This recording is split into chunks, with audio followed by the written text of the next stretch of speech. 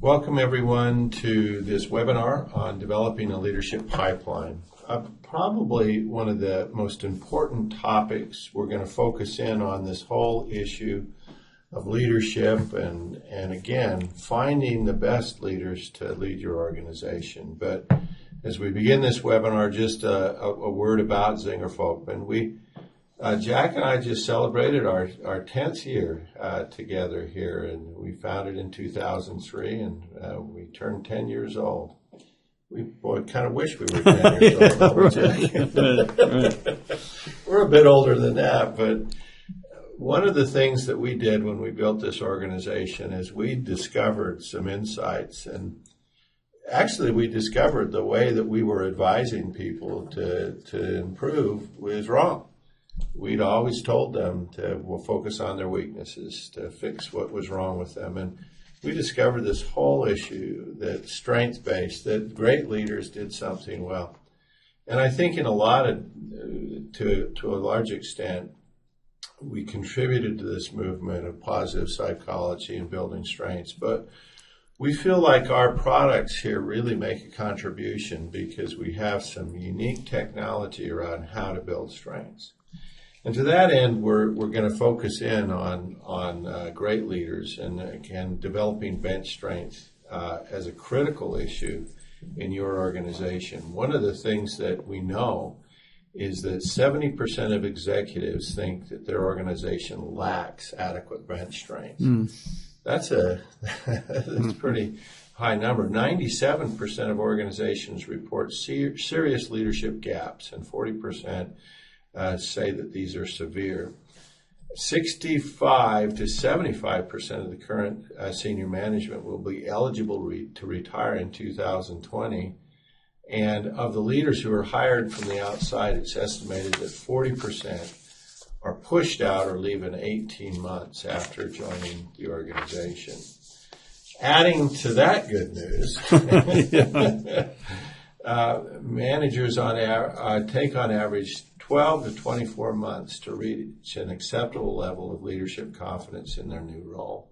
We just did a study for an organization where we looked at the difference between their tenured leaders in new external hires and newly promoted people. And they were really surprised by this because they really felt like they had some extremely talented people that they promoted or that they'd hired.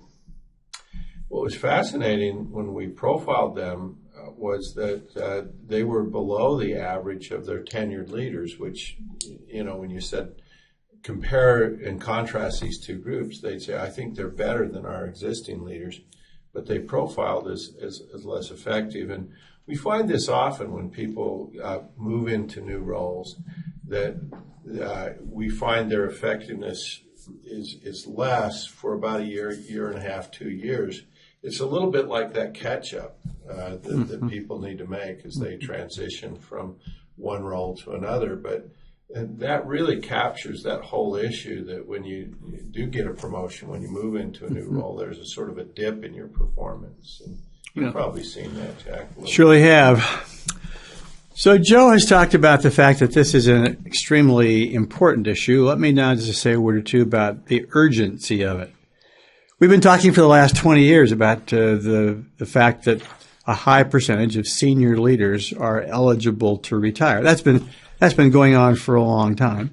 But what happened in this recent recession that began in 2008 and sort of ended maybe around 2012, we saw a number of things happening. People who had been thinking of retiring postponed that retirement. At the same time, the companies were not doing hiring. They were not bringing in young talent during that period.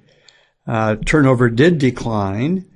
And you put those factors together, and it sort of is a perfect storm that's been brewing.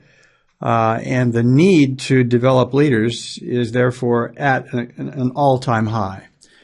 And so we see a rash of books that have been written and a lot of talk about this notion of what do organizations do to create a truly workable pipeline to produce more talent.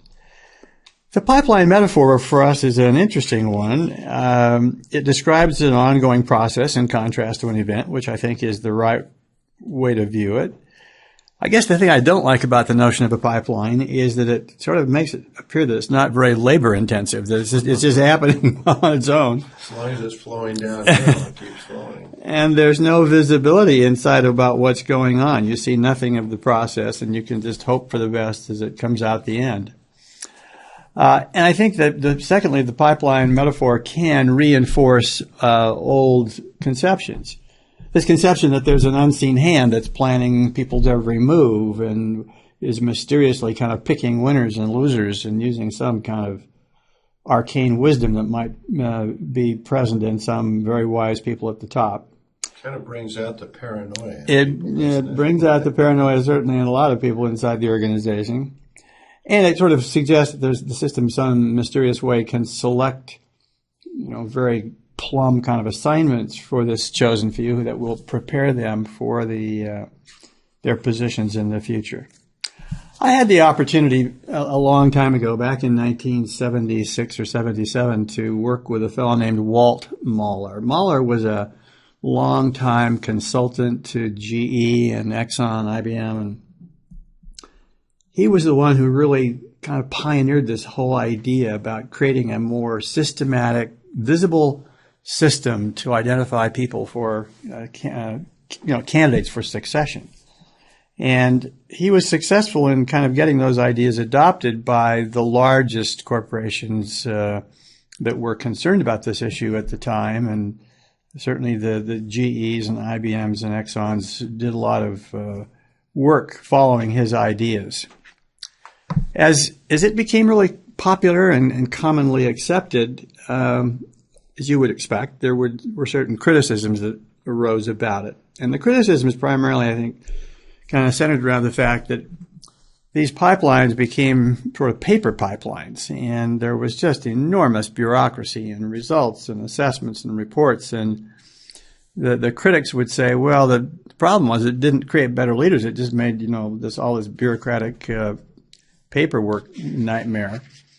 And the fact that they were primarily relevant to the large corporations and were not all that helpful to the small and medium-sized companies meant that the value of them was just, was moderated.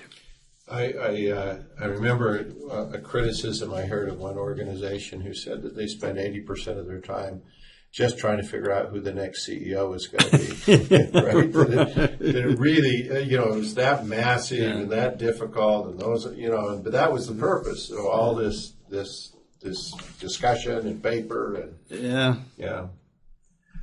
Well, I think in fairness to what Mahler did, you would have to say that he did make it clear that there were certain key moments in people's career histories. There were these important inflection points that if they were properly managed, it could really help them kind of navigate their way through the organization's whitewater.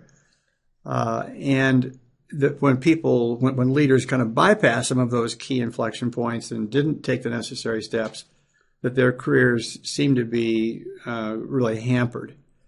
Indeed, there's been a recent book by Ram Charan called The Leadership Pipeline, and it essentially, and he would be the first to admit it, is essentially a recounting and an updating of Mahler's original concepts. And by the way, Mahler's books are still available for those of you on this webinar who might want to read some of the original thinking. It's really fascinating. And the new book, The Leadership Pipeline, kind of talks about these career stages that people go through that particularly seem to be very, very relevant to the large corporations. But the challenges I think that we face now are, how do you avoid putting in place this pipeline that is moving more than paper, doesn't die of its own weight in the bureaucracy it creates, but truly produces more talented leaders? So let's talk about building a leadership pipeline. And of course, we're going to give you our recommendations for how. The first question here is, whose job is it anyway? And of course, the first person that people think of is, well, this ought to be the CEO's job. Well, the CEO job is a big job, and they have a lot of things to do. And whenever you kind of think about, well, whose job should it be? Well, the CEO ought to be responsible for that.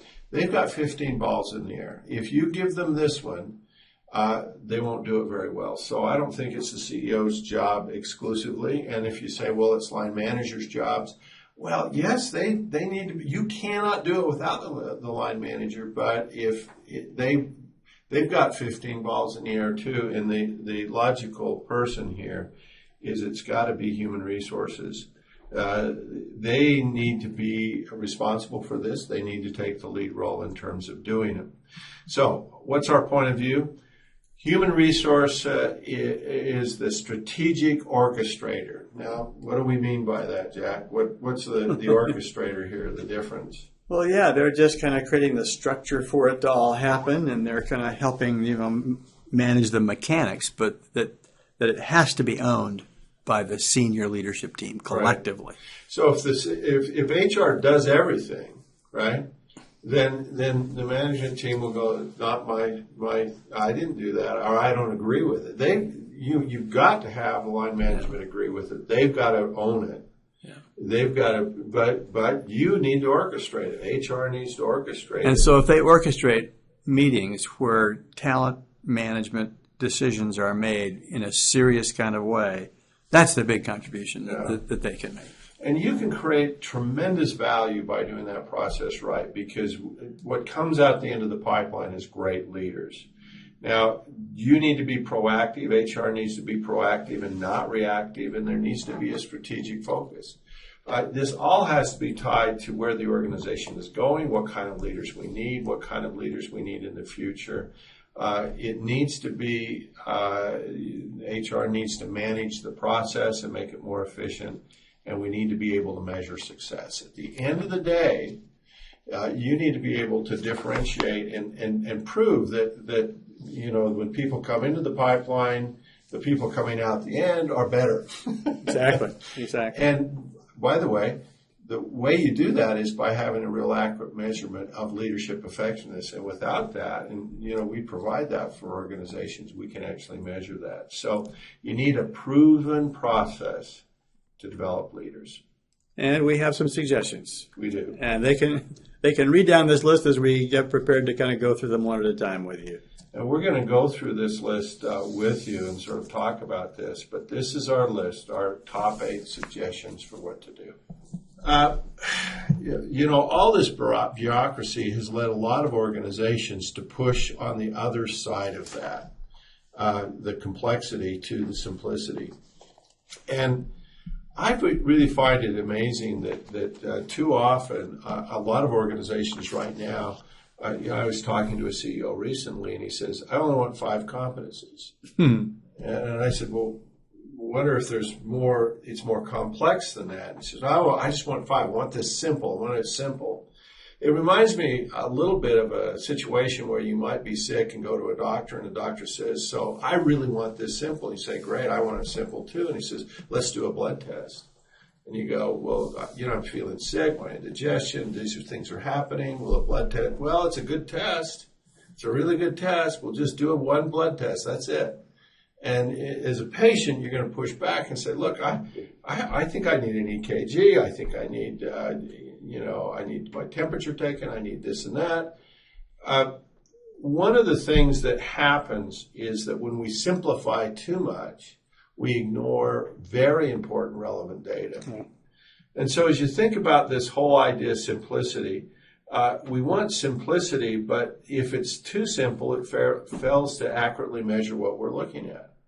And so on the other side of the equation, we want something that's really accurate. But if we just focus on the accuracy, if we just lay on that side of the equation, then it becomes overly complex and not simple. Now, what you need is a system where executives get integrated data, get analysis of data where it's simplified and made simple, but that individuals get accurate assessments of their talent, of where they are, and the key issues that are going to help them be more effective.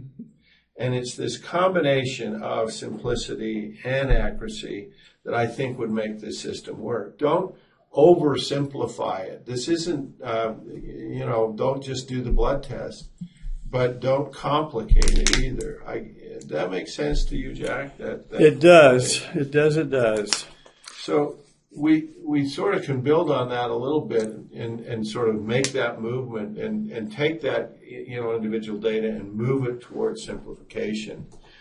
A system that fulfills both needs.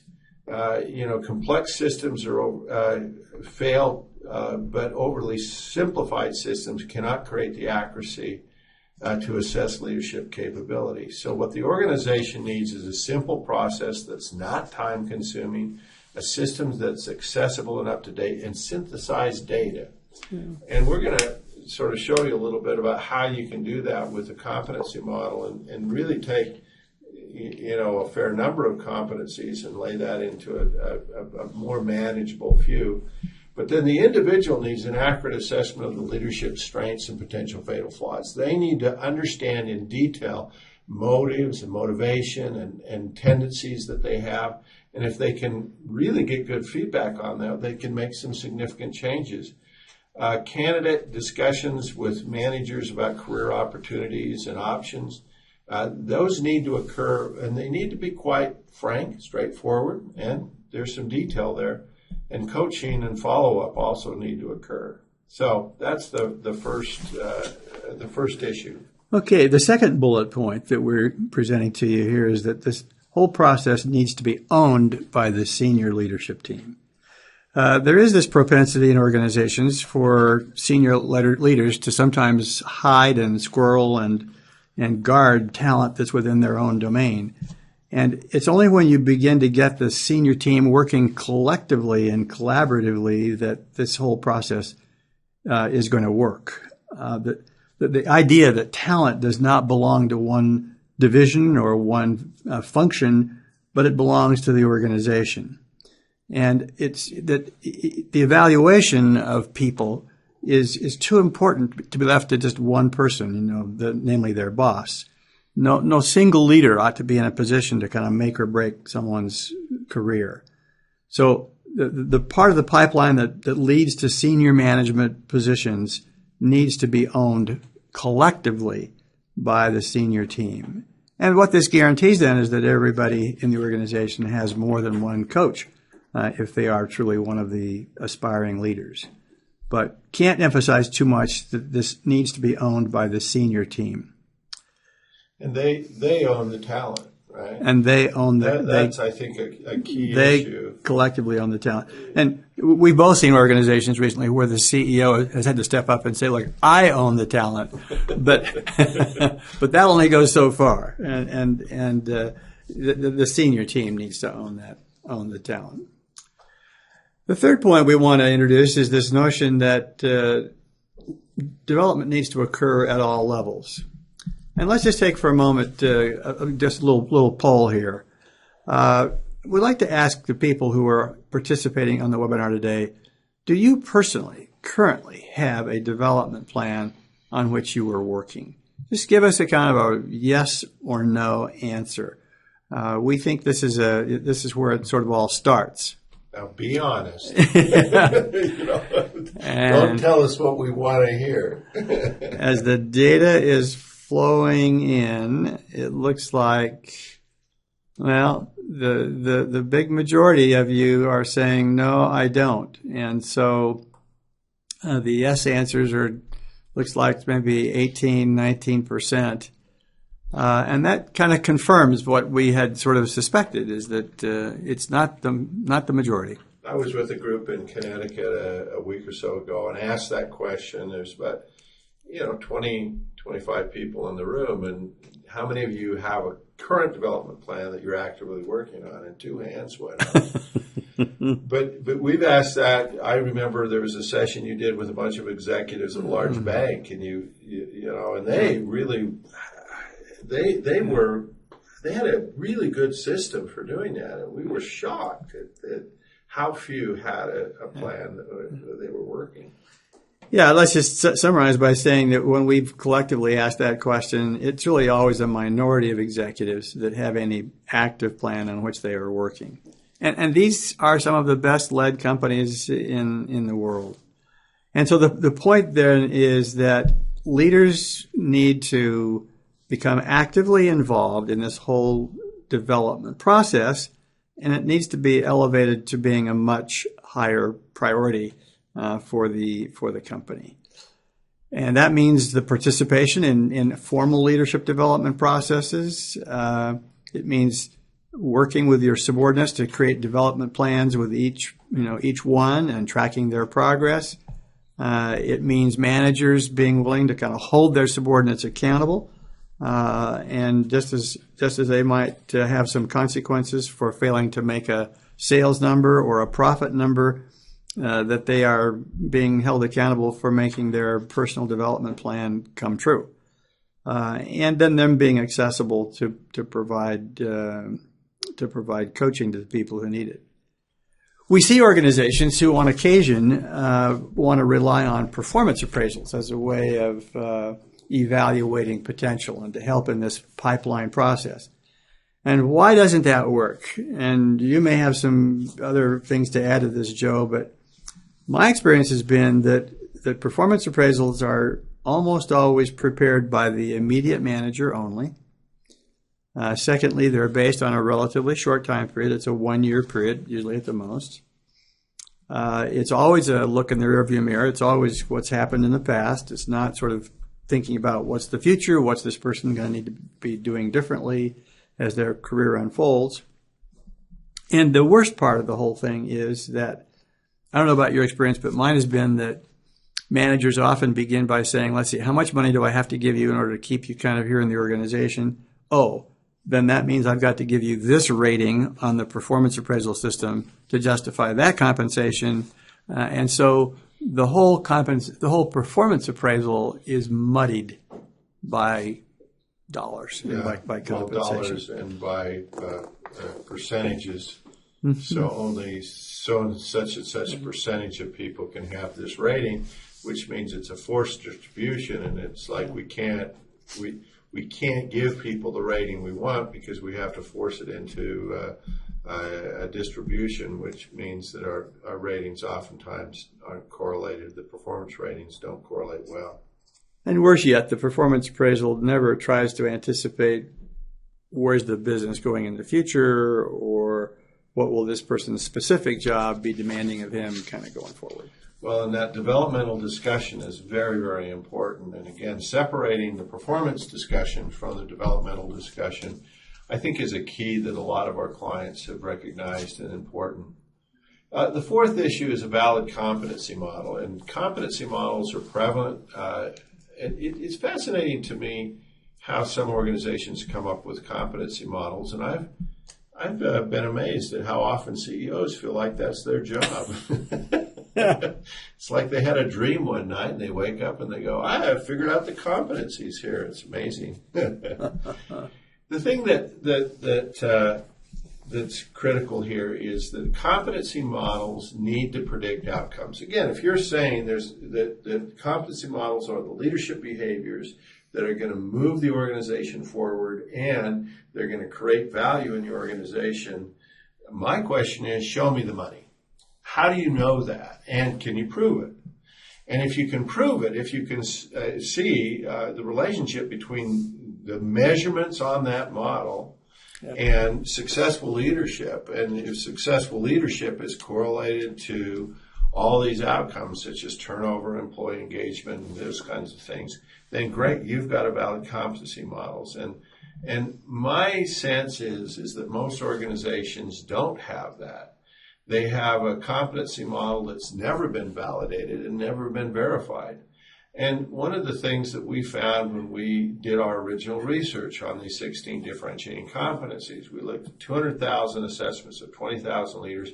What we found was these behaviors truly did separate the great from the poor, and it really did differentiate, and we could show that in terms of studies. And so as we looked at turnover, we found that poor leaders created high levels of turnover, and great leaders had a lot less, 9% turnover, and we correlated it to employee engagement and commitment, and you can see the data there that shows the leadership effectiveness and employee engagement. Our challenge to organizations is show people the money. If you really want to prove that your competency model really does predict, then you've got to have this kind of rigor, and you've got to be able to predict important organizational outcomes. And we're here to say you can do that. You've got to measure right, and you've got to use the right kind of assessment tools.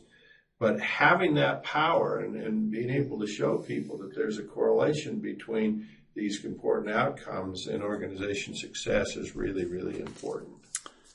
The fifth element of a pipeline that works is using powerful kind of development methods, ones that really work. And we've listed here a number that we believe are really proven, tried, true methods that have been shown to truly make a difference. As most of you on this call would probably know, 85%, 90% of the Fortune 500 uses 360-degree feedback because it works. They use action learning projects where people are assembled in teams to work on a real honest-to-goodness problem that the organization faces, and they're often given responsibility for both providing kind of solutions to the problem, but also to kind of take the steps to implement their solutions. We see the use of really powerful simulations that kind of draw people in and kind of elicit leadership behavior and give them a chance to see the consequences of the decisions that they make, and so forth. As you go through each of these really proven methods, you see these are the ones that have worked. Now, you'll notice that there's not, ropes courses and whitewater rafting on that list, because the evidence is not very good about those making a big difference. Well, and our friend Kevin Wilde talks a lot about the 70, 20, 10 right. Kind of matrix, where everybody says, well, all the learning occurs on the job, and his point of view is no. First of all, that 70, 20, 10. That was just a group theoretical discussion. There's no research there. 30 executives in a group that sort of had expressed their opinion. Right. And so really, one of the things we're saying is there are some powerful learning techniques beyond the job. And jobs are very important. Nobody's saying they're not. But if your organization is not taking advantage of some of these additional learning forums and opportunities to develop your executives, you're missing out. Yeah, so we of course are very much encouraging people to kind of consider the 360, and particularly because it's a good measurement when it's done periodically every 12 to 18 months, you see that it really does give you then some calibration of the progress that you're making. The next area is this whole idea of building on strengths. And I think as we started to examine the fact that people don't have an active development plan, I think one of the reasons for this is because typically you're focusing on weaknesses. And when you're focusing on weaknesses, you're a loser if you have a plan, because you must have you must have a weakness. So when you can switch that to a strength building positive approach, then everybody's got a development plan, because everybody's trying to be more effective. And really the strength building philosophy, we've had it really make a significant shift in how people thought about development. And as you think about this whole issue of weaknesses, what percentage of people do you think have a significant weakness? Executives specifically, is it? And again, let's do another poll here. And is it 75, 50%, 30%, or 15%? What percentage do you think? And let's just get you to weigh in and see what you think. Well, it looks like the responses are all over the map here. But it looks like it's weighted more heavily towards the 50s and the 75s than the 15. The correct answer here, statistically, we find that about 31% of executives have one fatal flaw or more. But that's a statistical definition, and we think that it doesn't take into account the importance of that for most people. We think it's probably closer to 20%. The point here is if you look at, well, I was with a group last week and I said, how many of you think you have a weakness? Everybody raised their hand. Everybody has weaknesses, but not very many. We're thinking about 20% of people have a fatal flaw, or executives or leaders. Let's be clear with those who are listening to this on this call, and that is, they may have a low score down around the 10th percentile, but it's on something which isn't all that crucial to their current job. Yeah, it's not going to affect their performance right now on their job, and so we wouldn't consider that a fatal flaw. But again, one of this whole idea of focusing on weaknesses, I think, is prevalent because this idea that everybody, most people have a real weakness, a real significant weakness.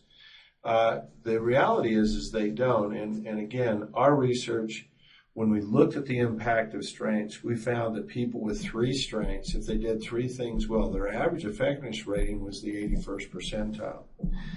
One of the things that we found about the value of building strengths is when we look at our pre-post results on our data. And we just did a study. It's really hot off the press.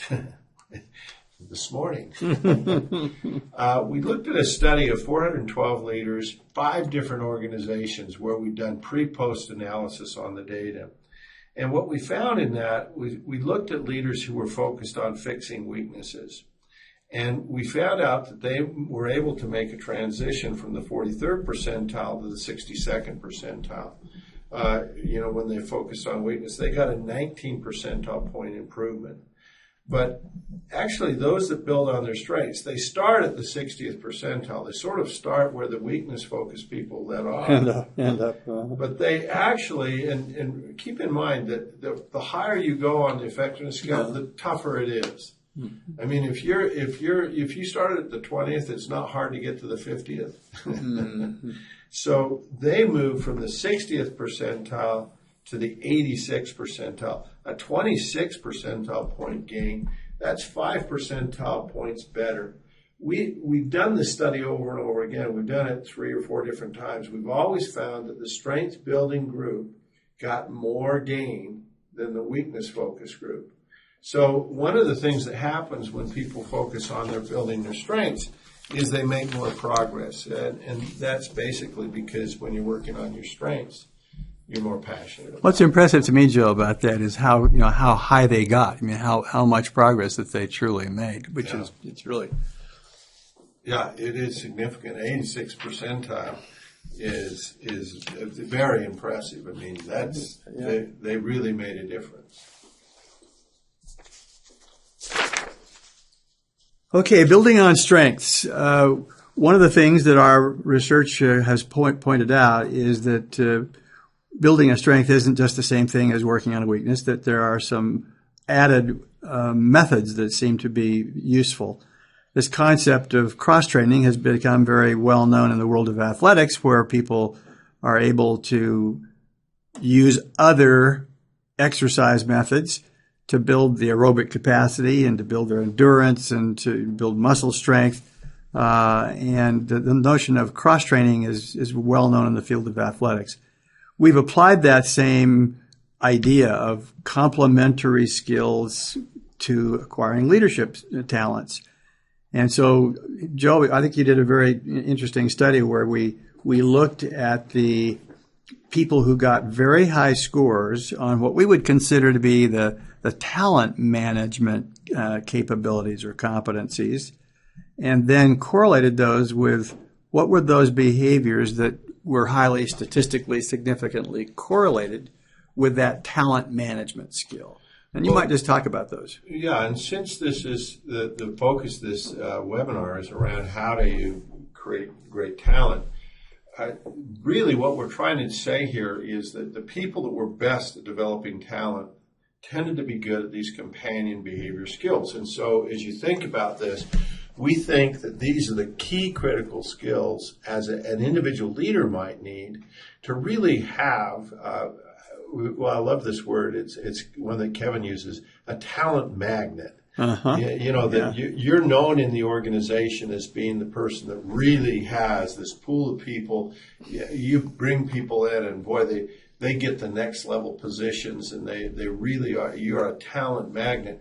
How can you become a talent magnet? So these 8 characteristics or 8 companion behaviors are going to be. We're going to kind of walk through these one at a time here, Jack. But let me just talk about the first one, and it's clear feedback and detailed action plans.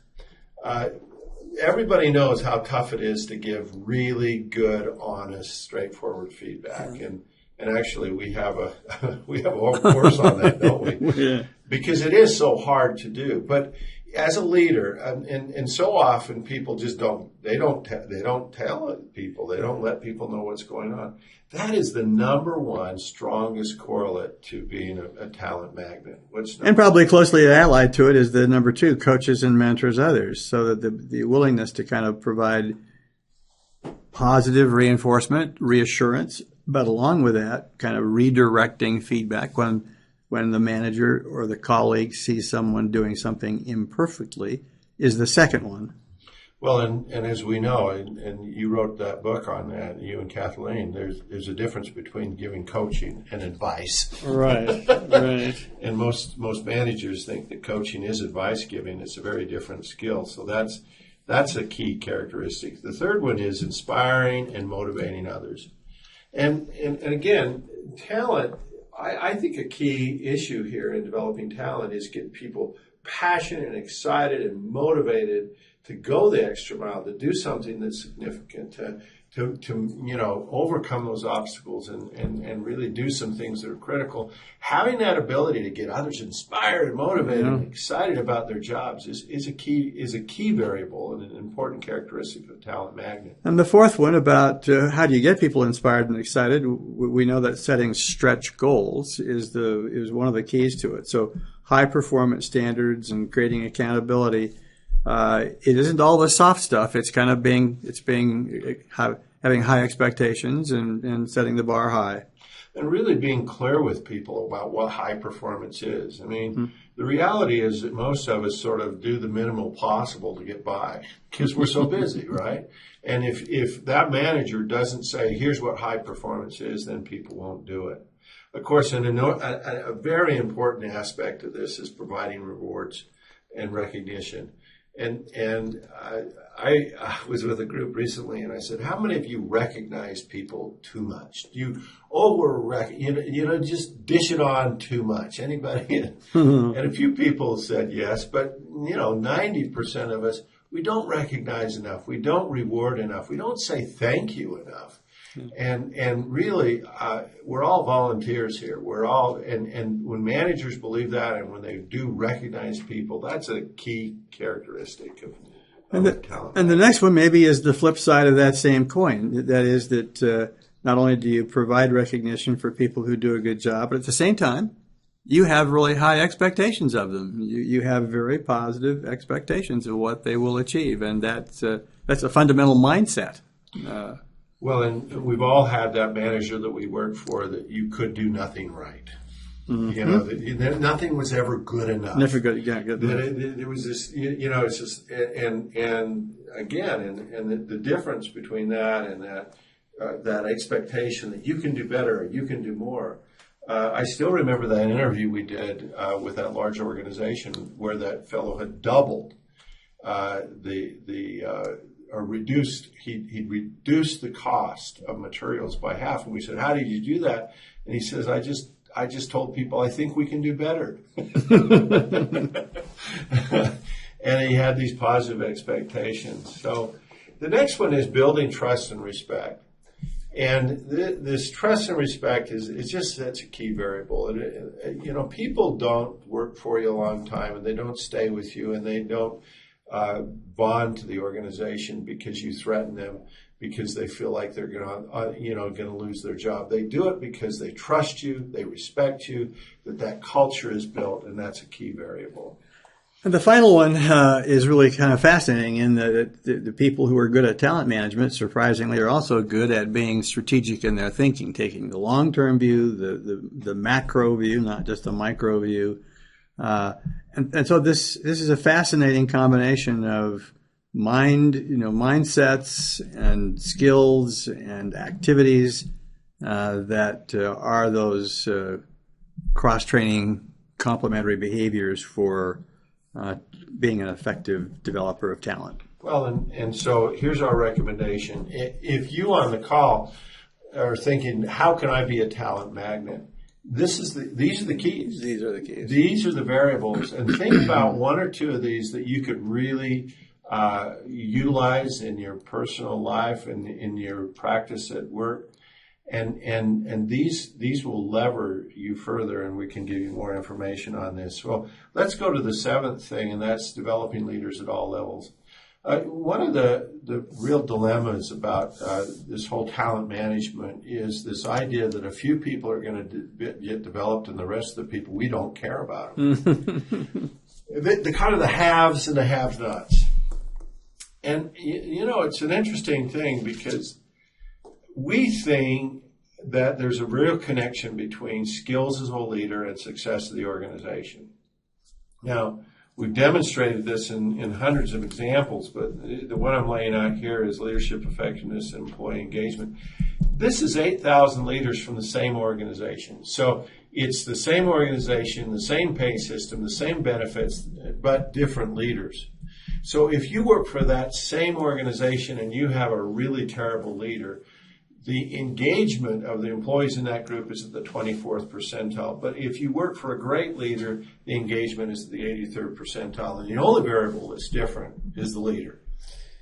Yeah, and I think the point here that really comes across to me is that some organizations focus their attention just on the most senior people.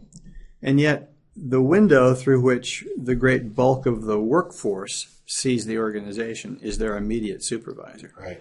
And so to the degree that we don't pay attention to developing the supervisors and managers and those people in the middle of the organization, we're clearly then not providing high levels of engagement and commitment to the great bulk of the workforce.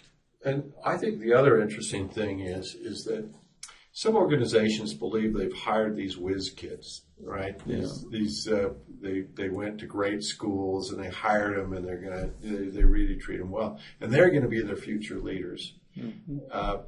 I met with the COO of a large organization recently, and he started off working basically on the line, a bottom level job, and doing really the fundamental stuff, and he was a very achievement-oriented individual. He's now the COO of the organization, and he's really, what's great about this person is he knows this place from the bottom up.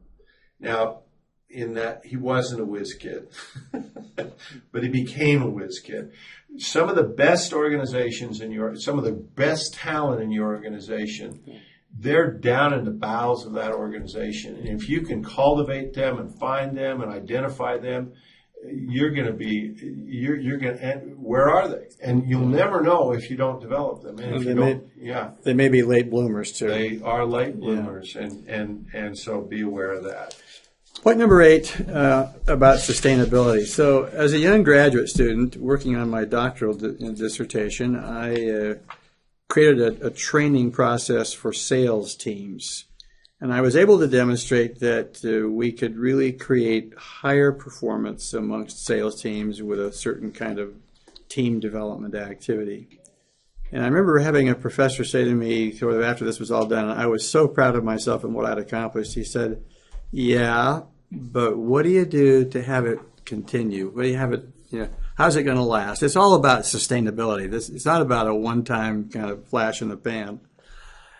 And that's stuck with me kind of all my life, that leadership development has to be a system, and it's what happens afterward that really makes the big difference. So creating leadership pipelines involves a variety of follow-on methods, reassessments, webinars, follow-on readings, email messages, get-togethers of the people who have been participants in some kind of training and development, peer coaching. All those things are what create the sustainability.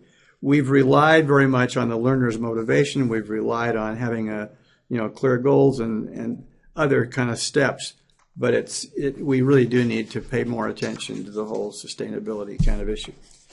So that's, I guess, the summary of our thoughts about what do organizations truly do to not just create pipelines that produce paper, but pipelines that truly produce more valuable leaders.